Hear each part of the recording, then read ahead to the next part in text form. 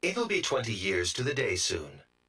The day the sky was ripped apart and countless bolts of light rained down upon us. I think this calls for a little history lesson. In 1994, a group of asteroids was discovered taking a long elliptical orbit around the Sun.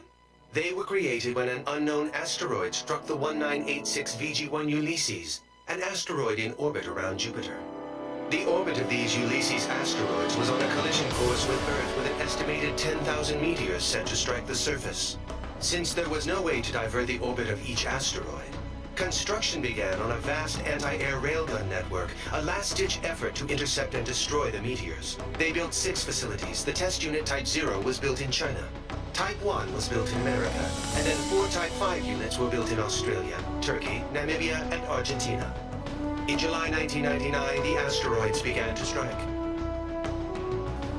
Thanks to the railgun network, damage was kept to a bare minimum, only about enough to destroy the entire world order.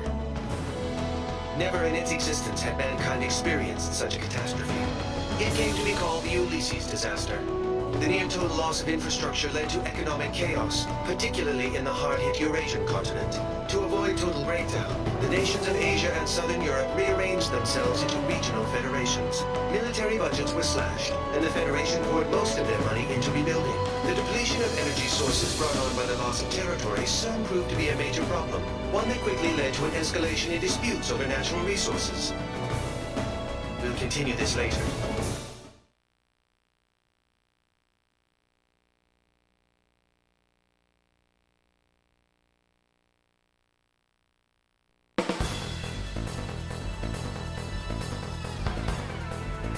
All right, time to start the briefing. We've got a new guy here today. I'll have to cut the introduction short. My name's Goodfellow, and I'm your rep from the Arrows. As you know, Arrows is a mercenary force specializing in aerial warfare. Some people like to call us pirates. I prefer they'd call us privateers, at least. We are being employed by the UN Security Council, after all. Anyway, the UNSC's Military Staff Committee just sent Arrows a request for deployment. It was originally going to be an escort mission for the UNF Pacific Fleet stationed in Tokyo Bay. That's changed.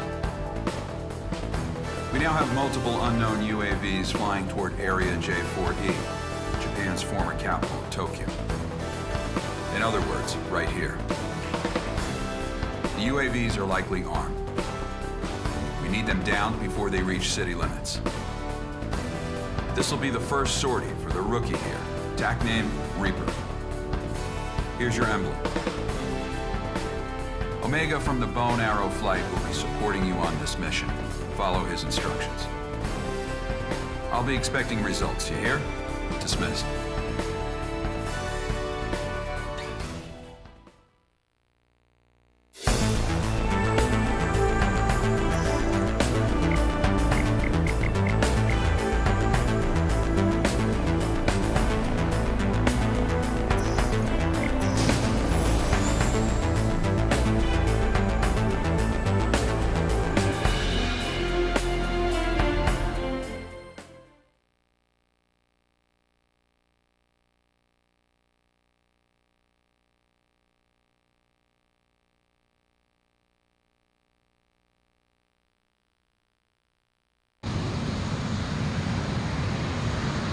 Lot of meteor dust in the air again today. Hard to believe it's already been 20 years, huh? And the sky's still full of that junk. This is the JASDF 309 Squadron requesting affiliation. This is Omega from Arrow's Bone Arrow Squadron, working under independent UN command. We're here on operational support. The pirates, huh? HQ told us to expect you. Good luck out there. Yeah, you too. Goodfellow to all Bone Arrows. We will now commence mission operations. Engage any enemy craft you come across. Omega affirmative. Bandits on our 12. Probably surveillance UAVs. Clear to engage. Keep yourself together, rookie. These drones aren't even armed. All enemy UAVs down. All units, we got new bandits approaching. Use your long-range search to get their location. Switch to your wide-range battle map. Bandit down! Another enemy flight approaching. More of them? Careful.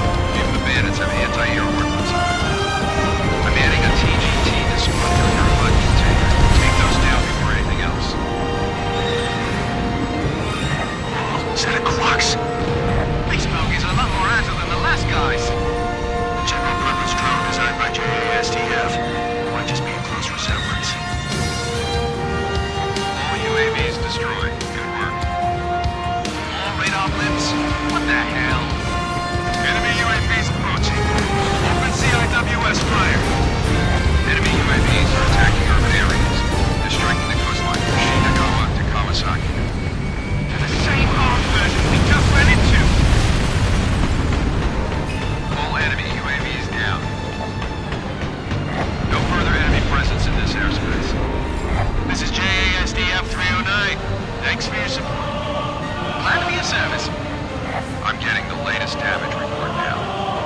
Looks like they didn't reach the evacuation zones. Not too shabby, Rick. These things, clocks craft, you said? Why would they be striking Tokyo? I'll get the UNF to brief me on the UAVs later. All units, clear to return home.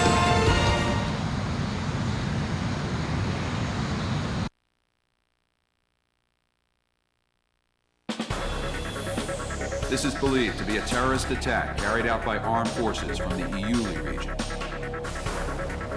It caused extensive damage to Tokyo.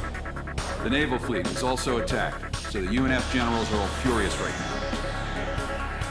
The UAVs they used are an upgraded version of the MQ-90 Quaks, a Japanese-made UAV that's also been deployed in the Americas.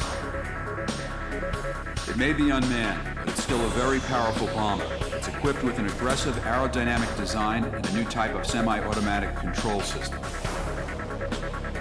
The UNSC says it's a Werner NOAA product. Apparently the control system's a top-secret design that they stole. Werner denies everything, of course. Navigation would normally use a system that relies on improved GPS satellite tech, but this craft uses a different relay system for its operations. We also caught an unknown fighter craft flying at high altitude over the area. The UN's going to raid and inspect Werner's facilities in Iuli and the other special zones shortly. Werner NOAA is the biggest company in its field. Normally, the UN doesn't like doing anything to make them angry. Now, though, I guess they don't have much choice.